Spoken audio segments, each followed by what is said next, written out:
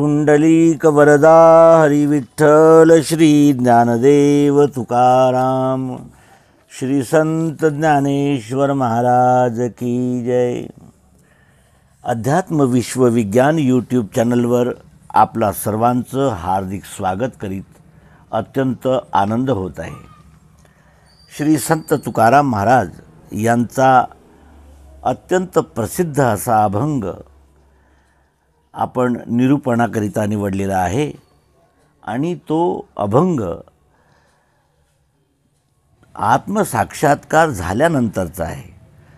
तुकाराम महाराजांचे विविध विषयावरचे विविध अभंग आपल्याला उपलब्ध आहेत, पण सारभूत आणि अत्यंत मौलिक मार्मिक असा हा अभंग श्री तुकाराम महाराजांचा आपल्याला निरूपणाकरिता प्राप्त झालेला आहे।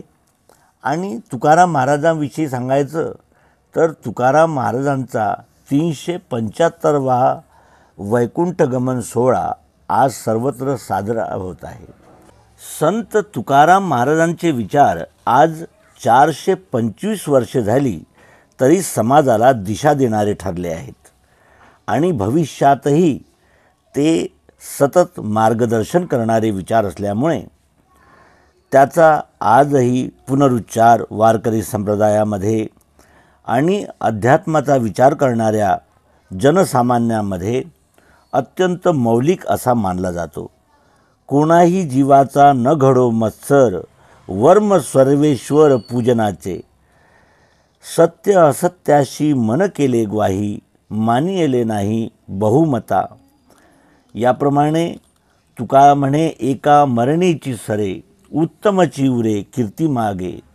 या प्रकारचा असा जाज्वल्य विचार प्रवाह देणारे तुकाराम महाराज आपल्या या रचनेमध्ये जे सांगतात ते तुकोबांना 41 वर्षे 1 महिना 17 दिवसांचे आयुष्य मिळाले, पण या तुटपुंजा आयुष्यामध्येही त्यांनी जे भरीव आणि समाजाभिमुख लोकाभिमुख कार्य केलेलं आहे ते अत्यंत मार्गदर्शनीय आहे आणि त्यामुळेच सर्वसामान्य जनतेपर्यंत ब्रह्मविचार आणि ब्रह्मार्पण भूमिका गेली आणि त्या अनुषंगाने सामान्य जनतेचंही जीवन उजळून निघालेलं।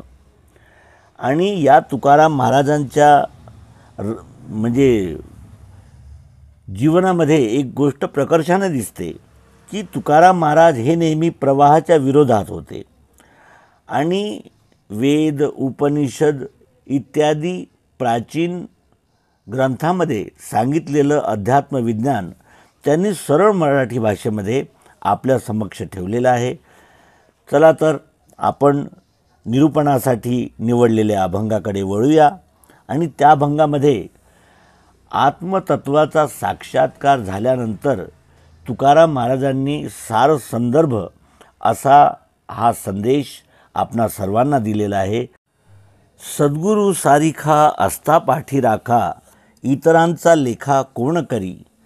हे ब्रीदवाक्य वारकरी संप्रदायामध्ये अत्यंत खोलवर रुजलेलं आहे आणि सद्गुरूशिवाय आपल्याला कोणी मार्ग दाखवू शकत नाही हे निश्चित तत्वविज्ञानाद्वारे सिद्ध झालेलं आहे।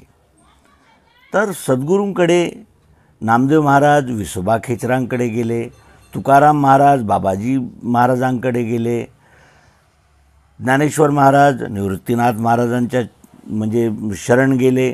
याप्रमाणे जेव्हा आपण सद्गुरूंना शरण जातो तेव्हाच ते अनमोल तत्व आपल्या दृष्टीस येतं आणि आपण श्रुती स्मृती शास्त्र पुराण इत्यादी जेव्हा वाचतो तेव्हा ते केवळ शब्द असतात, कारण त्याच्यामध्ये असलेला जो सार संदर्भ आहे, जो असा मौलिक गाभा आहे, जो ज्ञानपक्ष आहे तो आपल्या लक्षात येत नाही आणि त्याच्यामुळेच आपण उपवास यात्रा आणि अनेक प्रकारचे व्रतवैकल्य करूनही आपल्या मनाची चंचलता निघत नाही, समाप्त होत नाही आणि त्यामुळे आपल्याला इतके सगळे आध्यात्मिक उपक्रम करूनही समाधान मिळत नाही. आणि ते स्थायी समाधान मिळवण्याकरिता आपण जेव्हा सद्गुरूंच्या शरण जातो, सद्गुरूंना आपला अहंभाव समर्पित करतो, तेव्हाच आपल्याला वेदांमध्ये तत्त्वम असि याप्रमाणे जो महासंदेश मिळालेला आहे, जे हे वेदांचं महावाक्य आहे, त्याचं स्पष्टीकरणही लाभत नाही.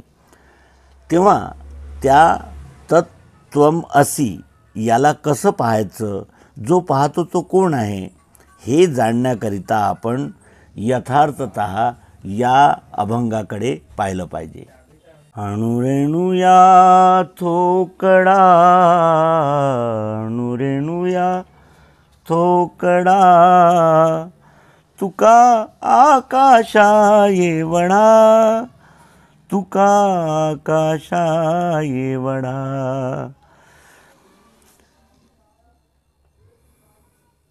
गिळुनी सांडिले कलेवर,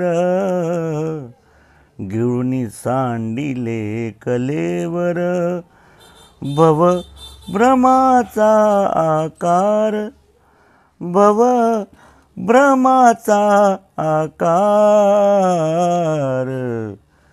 अणुरेणुया थोकडा, अणुरेणुया थोकडा, तुका आकाशा येवढा, तुका आकाशा येवढा. सांडिली त्रिपुटी,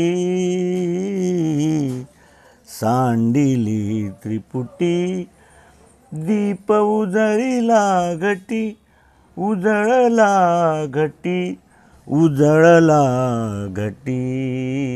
अणुरेणुया थोकडा, अणुरेणुया थोकडा, तुका आकाशा येवढा, तुका आकाशा येवढा. तुका म्हणे आता, तुका म्हणे आता, उरलो उपकारा पुरता, उरलो उपकारा पुरता. अणुरेणुया थोकडा, अणुरेणुया थोकडा, तुका आकाशा येवढा, तुका आकाशा येवढा, तुका आकाशा येवढा. अणुरेणुया थोकडा.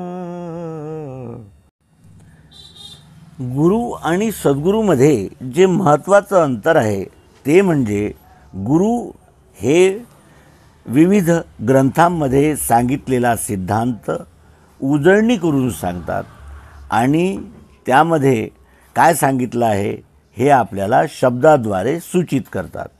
पण सद्गुरू आलेला सिद्धांत जो आहे तो प्रत्यक्ष प्रायोगिक पद्धतीनं आपल्या समक्ष ठेवतात.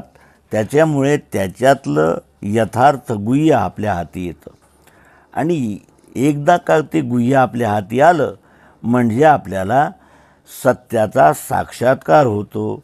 जड काय आहे, चैतन्य काय आहे आणि विभिन्न प्रकारचे जे मतप्रवाह आहेत, जसं साकार आहे, निराकार आहे, सगुण निर्गुण इत्यादी ज्या विविध कल्पना अध्यात्म जगतामध्ये प्रचलित आहेत त्यांचं संपूर्ण समाधान प्राप्त होतं. पण त्याकरिता आपल्याला प्रत्यक्ष प्रायोगिक पद्धतीचा आधार घ्यावा लागेल. प्रायोगिक पद्धतीचा आधार घेणे म्हणजे विज्ञानाची कास धरणे. कारण ज्ञान हे शाब्दिक असतं, पण त्या ज्ञानाला जेव्हा आपण प्रायोगिक पद्धतीनं म्हणजे ज्याला म्हणतात की शोध घेतो आणि ते प्रत्यक्ष अनुभवामध्ये ते सत्य येतं, तेव्हाच त्याला विज्ञान म्हणतात. आणि विज्ञानाशिवाय आपल्या कोणत्याही म्हणजे जे सिद्धांत आहेत किंवा आपली जी मतं आहेत ती आपल्याला निश्चितपणे म्हणजे स्वीकारता येत नाहीत आणि त्याच्यामुळे आपल्याला कोणता तरी एखादा पदार्थ आपल्यासमोर ठेवून सद्गुरू युक्तीनं त्याच्यावर प्रयोग करून हे जाणून घ्यायचं आहे की अणुरेणू या थोकडा तुका आकाशा एवढा कसा. तर आपण आपल्यासमोर एखादी वस्तू ठेवूया. आपण आपल्यासमोर बताशे किंवा साखरेचा एक ढोकळा समोर ठेवून त्याच्यामध्ये सूक्ष्मदृष्टीने बोधासाठी आपल्याला सत्य शोधायचं आहे सद्गुरू युक्तीचा आधार घेऊन. आणि एकदा आपल्या अंतःकरणामध्ये या सत्याचा बोध झाला की मग आपली विभिन्न प्रकारच्या भ्रमजालापासून अंधश्रद्धा, अंधविश्वास, अनेक प्रकारचे कर्मकांड याच्यापासून मुक्ती मिळते आणि आपण या सर्व भ्रमजालातून मुक्त होतो. आता आपण या प्रयोगासाठी घेतलेल्या साखरेच्या ढोकळ्यामध्ये क्षरभाव पाहूया. कारण ही जी प्रकृती आहे ती अष्टधा आहे आणि ही अष्टधा प्रकृतीच आपला सर्वांची माता आहे. या पंचमहाभूत आणि 3 गुणांनीच ही सगळी जगतलीला चाललेली आहे. तर याच्यामध्ये 8 भाव आपल्याला प्रामुख्याने दिसतात. ते त्यांचं सतत रूपांतर चाललं असते आणि ते सदैव चक्राकार असतं. सुरुवातीला आपण आपल्या डोळ्याने जर हा पदार्थ पाहिला तर आपल्याला असं दिसते की जेव्हा प्रकाश असतो तेव्हाच आपल्याला कोणत्याही वस्तूचं रूप दिसतं आणि डोळ्यामध्ये जेव्हा कोणता विकार नसतो तेव्हाच त्या वस्तूचं रूप आपल्याला दिसतं. याचा अर्थ असा आहे की अग्नीपासून आपली डोळे बनलेले आहेत आणि डोळ्यांनी सर्वत्र रूप दिसतं आणि ते रूप काळं, पांढरं, हिरवं जरी असलं तरी ते डोळ्यांनीच दिसतं आणि वस्तूचं रूप फक्त डोळ्यांनी दिसतं. आणि डोळे हे अग्नितत्वापासून म्हणजे पंचमहाभूतापैकी अग्नी या महाभूताने हे डोळे बनलेले आहेत आणि या डोळ्याने आपल्याला वस्तूच्या रूपाचा अनुभव सर्वत्र येतो. त्यानंतर या वस्तूला आपण स्पर्श करून पाहिला तर आपल्याला थंड आहे, गरम आहे, कडक आहे, मुलायम आहे याची जाणीव होते. हा स्पर्शभाव सर्वत्र व्याप्त आहे. पण जर आपल्या त्वचेमध्ये काही विकार असतील तर आपल्याला स्पर्शाचा अनुभव होणार नाही. त्याच्यामुळे हे निश्चित होतं की वायुतत्वापासून आपली त्वचा बनलेली आहे आणि त्वचेने स्पर्शभाव सर्वत्र या वस्तूपासून यच्चावत विश्वामध्ये सर्व वस्तूमध्ये आपल्याला स्पर्शभावाची जाणीव होते आणि त्वचा ही वायुतत्वाने बनलेली आहे. त्यानंतर आपण या वस्तूला वाजवून पाहिलं तर आपल्याला आवाज येतो. आवाज कानाने येतो. जोपर्यंत स्पेस राहणार नाही, जोपर्यंत अंतराळ राहणार नाही तोपर्यंत आवाज येणार नाही. जेव्हा आपण ठोकू वाजवू तेव्हाच आपल्याला आवाज येतो आणि आवाज कानाने येतो. कान हे आकाश तत्वापासून बनलेलं ज्ञानेंद्रिय आहे आणि हा शब्दभाव सर्वत्र या वस्तूपासून सर्वत्र यच्चावत विश्वामध्ये अनुभवास येतो आकाश तत्वापासून बनलेल्या कानाने. त्यानंतर आपण या वस्तूला जीभ लावून पाहिलं तर या वस्तूमध्ये काहीतरी स्वाद आहे. त्याचप्रमाणे आपण स्वतःला कोणत्याही वस्तूला जीभ लावून पाहिलं तर काही ना काहीतरी स्वाद आहे असा आपल्याला अनुभव येतो. आणि याच प्रमाणे वस्तूचा रसभाव संपूर्ण विश्वामध्ये जीभ लावल्यानं आपल्याला अनुभवास येतो. जीभ ही जलतत्व म्हणजे पाण्यापासून बनलेली आहे आणि रस म्हणजे स्वाद येणं हा तिचा गुणधर्म आहे. त्यानंतर आपण नाकाने या वस्तूला हुंगलं, गंध घेतला तर आपल्याला असं दिसतं की या वस्तूसहित सर्वत्र गंधभाव ओतप्रोत व्याप्त आहे आणि हा गंधभाव पृथ्वी तत्वाचा गुण आहे. त्याच्यामुळे या ठिकाणी आपण पंचमहाभूतांचा अनुभव पृथ्वी, जल, अग्नी, वायू आणि आकाश यांच्यापासून आपले डोळे, कान, नाक, जीभ आणि त्वचा ही बनलेली आहे. तर हे पंचमहाभूतानेच संपूर्ण विश्वामध्ये एक एक कण व्याप्त केलेला आहे. याप्रमाणे आपल्याला पंचमहाभूतापासून शब्द, स्पर्श, रूप, रसगंध हे 5 तत्व निर्माण झालेले आहेत. याचा प्रत्यक्ष यथार्थ अनुभव येतो आणि या 5पासूनच पंचीकरण निर्माण झालेलं आहे. 5 ज्ञानेंद्रिय, 5 कर्मेंद्रिय, पंचप्राण इत्यादी याच 5 पंचमहाभूताने निर्मित झालेले आहेत. हे जड म्हणजे ज्याला आपण साकार असे हे पंचमहाभूत या ठिकाणी आपल्या अनुभवास आले. यानंतर 3 गुण आहेत, सत्वगुण, रजोगुण, तमोगुण. आणि हे कसे आहेत? हे सूक्ष्म आहेत. तर सूक्ष्म अनुभव घेण्यासाठी आपल्याला सूक्ष्मेंद्रियांचा उपयोग करावा लागेल. आपल्याकडे सूक्ष्मेंद्रिय म्हणजे मन आहे आणि त्या मनानेच आपल्याला सत्वगुण, रजोगुण, तमोगुण या 3 गुणांचा अनुभव येणार आहे. आपण या वस्तूवरच प्रयोग करून पाहिला तर आपल्याला असं दिसतंय की या वस्तूला आपण बारीक केलं, चुरा केलं, म्हणजे या साखरेच्या ढोकळ्याला आपण बारीक केलं आणि तुपामध्ये मिसळून सेवन केलं तर खातानाही आनंद होतो आणि पोटामध्ये जेव्हा तूप आणि साखर जाते तेव्हा तिथे असलेला दाहही शांत होतो. म्हणजे उपयोगापासून परिणामापर्यंत चांगलाच चांगला अनुभव येणं याला शास्त्रीय भाषेमध्ये सत्वगुण म्हणतात.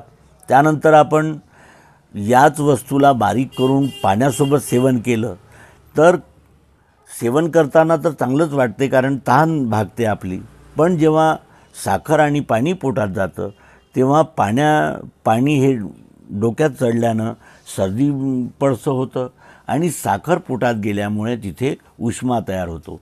म्हणजे उपयोग करताना चांगलं आणि परिणामात वाईट असा अनुभव जेव्हा येतो तेव्हाच त्याला रजोगुण असं म्हणतात.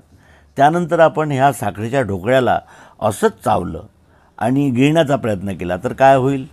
दात तुटू शकतात आणि हिरड्याही झिजू शकतात. त्याच्यामुळे खातानाही म्हणजे वाईट अनुभव आणि परिणामही वाईट. याप्रमाणे जेव्हा वाईटच वाईट अनुभव येतो त्याला तमोगुण म्हणतात. हे 3ही गुण आपल्याला मनाद्वारे निदर्शनास येतात. जीवांमध्ये अन्नाच्या द्वारे आपण जेव्हा अन्नभक्षण करतो तेव्हा आपल्या नाडी, आपल्या ज्या नाड्या आहेत 3 कफ, वात आणि पित्त या चलायमान होतात आणि त्याच्यामुळेच आपलं हे जे म्हणजे स्वरूप आहे ते स्थूलता प्राप्त करतं. आणि याच कफ, वात, पित्त म्हणजे सत्वगुण, रजोगुण, तमोगुणापासूनच मन, बुद्धी, अहंकार हे बनलेले आहेत. रजोगुणापासून मन, सत्वगुणापासून बुद्धी आणि तमोगुणापासून अहंकार बनलेला आहे. याप्रमाणे आपण प्रकृतीच्या या 8ही अंगांचा अनुभव घेतला. याला शास्त्रीय भाषेमध्ये क्षरभाव म्हणतात. आणि या 8ही जे विभाग आहेत शब्द, स्पर्श, रूप, रसगंध, सत्वगुण, रजोगुण, तमोगुण यांचं एकत्रीकरण साम्यावस्था असं याला म्हणतात. सांख्यशास्त्रानं याला साम्यावस्था अशी उपाधी दिली आहे. हे क्षरभाव अखंड मंडलाकार फिरत राहतो आणि त्याच्यामुळे त्याच्यामध्येच या संपूर्ण विश्वाची ही चालणारी सतत लीला आपल्या दृष्टीस पडते. हेच तत्पद आहे. तत्त्वम असि ह्या महावाक्याचा जेव्हा आपण उलगडा पाहतो तेव्हा हेच तत्पद आहे जे अष्टदा आहे आणि तेच विराट या रूपाने आपला सर्वांना प्रत्यक्ष दिसत आहेत. पण आपण जाणत नाही कारण जोपर्यंत सद्गुरू युक्ती आपल्याला प्राप्त होत नाही तोपर्यंत आपल्याला या विराट उपस्थितीचा अनुभव होत नाही. जो अष्टदा आहे यालाच प्रकृती म्हणतात, माया म्हणतात. विभिन्न नावांनी या अष्टधा प्रकृतीला ओळखलं जातं. त्याच्यानंतर याच वस्तूमध्ये अक्षर आत्मा आहे जो कधीच बदलत नाही. सतत गतिशील असणाऱ्या क्षरामध्ये जो अक्षर आत्मा व्याप्त आहे त्याचा अनुभव आपल्याला जर घ्यायचा असला तर तो अनुभव आपल्याला पंच ज्ञानेंद्रियांनी मिळणार नाही आणि मनाने मिळणार नाही. तो अनुभव आपल्याला बुद्धीने मिळेल, कारण बुद्धी ही निर्णय करणारी एक प्रणाली आहे. आणि त्या बुद्धीकडे जेव्हा आपण ही चौकशी करतो की या वस्तूमध्ये अक्षर काय आहे, म्हणजे जे कधीच बदलत नाही, जो स्थायी भाव आहे तो काय आहे, आणि त्यालाच आत्मा असं म्हणतात. तो आत्मा या वस्तूपासून चराचर विश्वातल्या एका कणामध्ये कसा उपस्थित आहे त्याच्याकडे जर आपण पाहिलं तर आपल्याला असं दिसते की या वस्तूमध्ये शब्द स्पर्श रूप रस गंध आहे, सत्वगुण रजोगुण तमोगुण आहे. पण याच्यामध्ये व्याप्त जी गोडी आहे ती आपल्याला इंद्रियांनी ज्ञानेंद्रियांनी दिसत नाही, मनाने दिसत नाही, तर ती बुद्धीने दिसते. आणि तेच नेती वेदांनी जो नेती असं म्हटलेलं आहे त्याचंच हे म्हणजे प्रत्यक्षीकरण आहे, जे अस्ति भाती प्रियत्व भावाने आपल्यासमोर येतं. अस्ति म्हणजे आहे, भाती म्हणजे दिसतंय, आणि कशा रूपाने दिसतंय तर प्रियत्व रूपाने दिसते. आणि याच अस्ति भाती प्रियत्वाचा सगळीकडे आपल्याला भास होत आहे. जे काही दिसत आहे, जे दृश्य मात्र आहे त्याच्यामध्ये अस्ति आहे, दिसत आहे. आणि कसं दिसत आहे? प्रियत्व भावाने दिसत आहे. या जगामध्ये अप्रिय काहीच नाही आहे. आणि जो प्रियत्व आहे, जसं या साखरेच्या ठोकळ्यामध्ये गोडी आहे, ती गोडीच म्हणजेच या ठोकळ्यामध्ये असणारा आत्मा. त्याचप्रमाणे प्रत्येक वस्तूमध्ये असलेलं प्रियत्व जे आहे त्यालाच आत्मा म्हटलं आहे. तर आत्मा हे चर अचर आणि ज्याला आपण म्हणूया की छोटं मोठं सर्वमध्ये एक रस हा चाहत जरूरत प्रियत्व हा आत्मा निराकार रूपाने व्याप्त आहे. आणि त्या निराकार मिठास म्हणजे गोडीनेच या साखरेच्या ढोकळ्याचा आकार धारण केलेला आहे.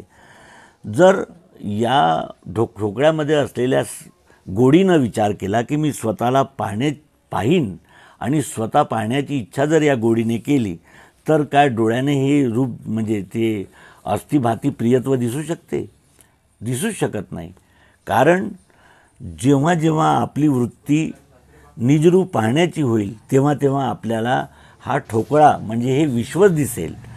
पण आणि हे विश्व म्हणजेच या गोडीचं स्वरूप आहे. गोडी ही साकार म्हणजे साकारापासून वेगळी नाही, आणि या निराकार गोडीशिवाय एकही पदार्थ एकही वस्तू अस्तित्वात नाही. याप्रमाणे शब्दस्पर्श रूप रस गंध आणि हे 3 गुण या 8ांचं जे लयस्थान आहे साम्यावस्था, त्याच्यामध्येच ही गोडी रूपानं अभिन्न स्थायी आणि ओतप्रोत व्याप्त आहे. ज्ञानी लोकांना हीच गोडी साक्षीत्व भावाने अनुभवास येते. यालाच शास्त्रामध्ये ईश्वर असं म्हटलं आहे. कारण हीच वस्तूचं अस्तित्व आहे आणि त्यालाच अक्षर असं शास्त्रीय भाषेमध्ये म्हणतात. हे अस्तित्व कसं आहे? नित्य आहे, शुद्ध आहे, अज आहे, स्थायी आहे आणि साक्षी भावाने स्थित आहे. सर्व शक्ती यामध्येच आहे. कारण जर प्रियत्व नसतं तर ह्या वेगवेगळ्या वस्तू आपल्याला उपलब्ध झाल्या असत्या का? सर्व शक्ती याच अस्तित्व भातित्व आणि प्रियत्व नावाच्या या वस्तूच्या स्वभावामध्ये आहे. आणि ज्ञानी लोकांचंही ध्येय आहे हेच आत्मतत्व जाणून घेणं.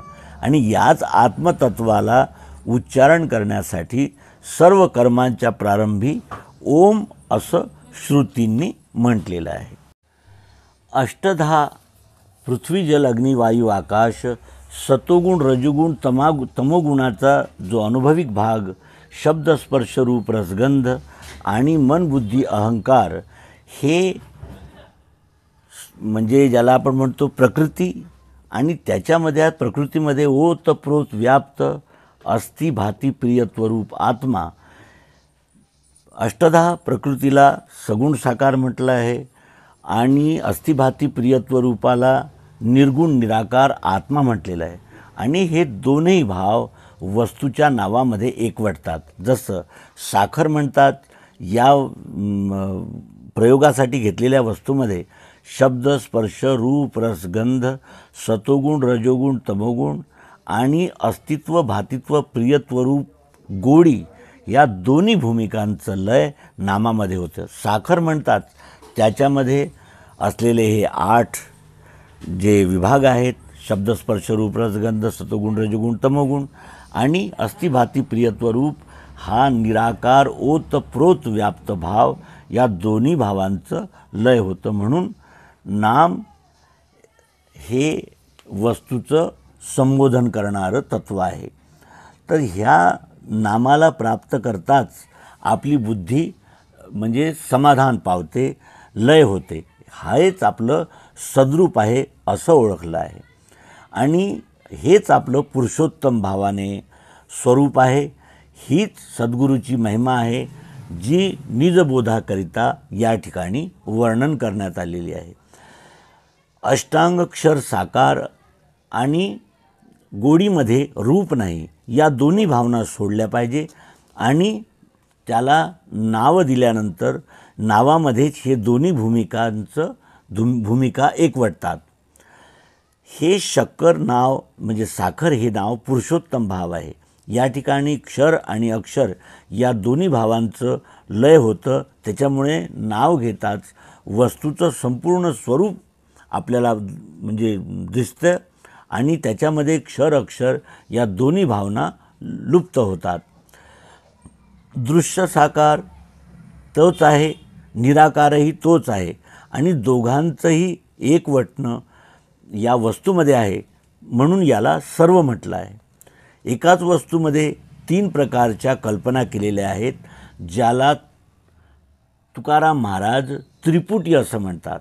क्षर, अक्षर आणि पुरुषोत्तम ह्या त्रिपुटीचं जेव्हा अतिक्रमण म्हणजे या त्रिपुटींचा जेव्हा अनुभव या आत्म्याला म्हणजे ज्या जीवात्म्याला होतो तेव्हा तो मग या त्रिपुटीचा साक्षी बनतो आणि मग या त्रिपुटीचा साक्षी झाल्यानंतर सांडिली त्रिपुटी दीप उजळीला घटी जेव्हा या त्रिपुटीचा आपल्याला अनुभव येतो तेव्हा आपल्या आत्मरूपामध्ये मी विश्वरूप परमात्म्याचा अंश आहे.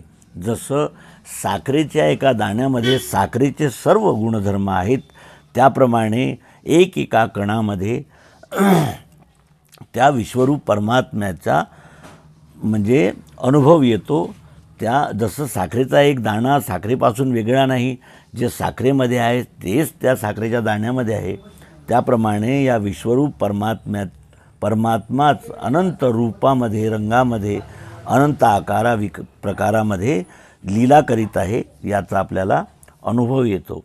आणि एकाच वस्तूमध्ये या 3ही प्रकारचे कल्पित भाव आपल्या दृष्टीस पडतात आणि बुद्धीमध्ये जेव्हा हे स्थित होतं की मीच संपूर्ण विश्व आहे आणि ही धारणा अनुभविक असल्यामुळे जेव्हा अकंप ही धारणा आपल्यामध्ये स्थिर होते तेव्हा आपला द्वैत भाव निरसन होतो आणि यालाच बुद्धीचं समत्व असं म्हटलेलं गेलेलं आहे.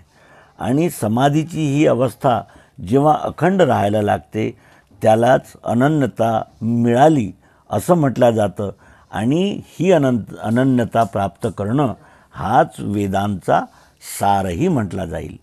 याप्रमाणे सांडिली त्रिपुटी दीप उजळला घटी आणि त्यानंतर जेव्हा आपल्याला हा अनुभव येतो की हा विश्वरूप परमात्माच एकेका कणाद्वारे या संपूर्ण चराचरामध्ये लीला करीत आहे तेव्हा मग आपल्याला भक्तीचं बीज प्राप्त होतं आणि अनन्यता प्राप्त होताच मग आपले सर्व कर्म अकर्म होतात. अकर्म होतात म्हणजे जेव्हा आपण कर्म करतो तेव्हा मी हे कर्म करीत आहे आणि या कर्माचं हे फळ फक्त मलाच मिळालं पाहिजे असा जो व्यष्टी अहंकार आहे तो समूळ समाप्त झाल्याने तेच कर्म आपलं अकर्म होतं आणि ते अकर्म रूपाने आपल्याला विश्वामध्ये दिसतं. हा विश्वरूप परमात्मा आहे आणि याची सेवा आपल्याला आपल्या स्ववर्ण कर्माद्वारे करायची आहे.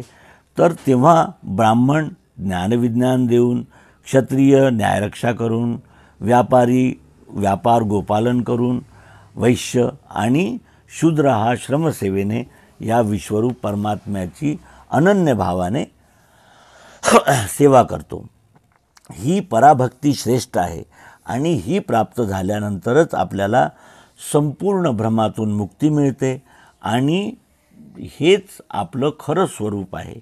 संपूर्ण वृत्तीचं हे एकच लयस्थान असल्यामुळे याच्यामध्ये जेव्हा आपली वृत्त्या स्थिर होतात तेव्हा आपल्याला अकंप असा एकरस आनंद प्राप्त होतो आणि तेव्हा आपण या विश्वरूप परमात्म्याशी तद्रूप होतो, म्हणजे मद्रूप होतो। आणि जेव्हा आपण या विश्वरूप परमात्म्याशी एकरूप होतो तेव्हा आपल्याला जन्मही नाही, मृत्यू नाही, कारण उत्पत्ती स्थिती लय हे नैसर्गिक चक्र आहे आणि याच्यामध्ये एक पदार्थ उत्पन्न होतो, काही दिवस राहतो, नंतर तो आपोआप लय प्राप्त करतो।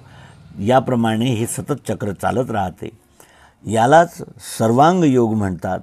हीच दिव्य दृष्टी, दिव्य चक्षु भगवंत श्रीकृष्णाने अर्जुनाला दिलं, त्याच्यामुळे त्याचा मोह भंग झाला, मोह नाश झाला आणि तो आपल्या कर्तव्यामध्ये उपस्थित झाला।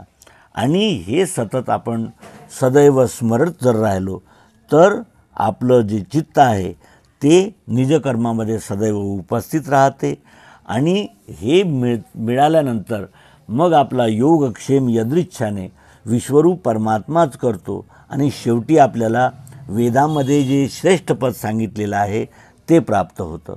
आणि हा सद्गुरू अनुभव आपण वारंवार स्वतः करून पाहिला पाहिजे आणि हा अनुभव प्राप्त होताच आपल्या सर्व शंका, कुशंका, संशय यांच्यापासून आपण निवृत्त होतो आणि विश्वरूप परमात्म्याशी एकरूप झाल्यामुळे मग आपल्याला जन्ममृत्यू आणि हानी लाभ, जय पराजय यांचं सर्व जे क्षीण आहे तो नाहीसा होतो।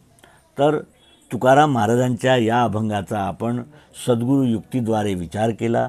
आपण सर्वांनी या अनुभवाला वारंवार प्राप्त करून आपल्या मनाला, बुद्धीला आणि या पंचज्ञानेंद्रियांना समाधीचा बोध दिला पाहिजे आणि हे समाधी प्राप्त होताच मग आपल्या तोंडून तुकाराम महाराजांसारखे ते शब्द बाहेर पडतात ज्या अभंगाचा आपण या ठिकाणी निरूपण करीत आहोत। पुंडलीक वरदा हरी विठ्ठल श्री ज्ञानदेव तुकाराम, श्री संत ज्ञानेश्वर महाराज की जय।